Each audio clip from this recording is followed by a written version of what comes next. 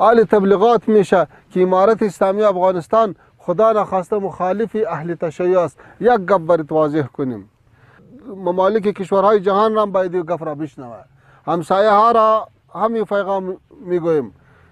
او را باید بشنوه که امارت اسلامی افغانستان نظریه داعشی نداره. امارت اسلامی افغانستان با اونمو مسلک اهل سنت و الجماعت که اینمی 1400 سال بود با این نظر و فکر هست و خوشبختانه خوشحال هستیم که شما مردم اهل تشیع هم الحمدلله و تمام صحابه احترام داری و امهات المؤمنین احترام داری و تمام خلفای راشدین احترام داری. یه هم یک گپ خوشی است، یه باید تمام مردم بشنوه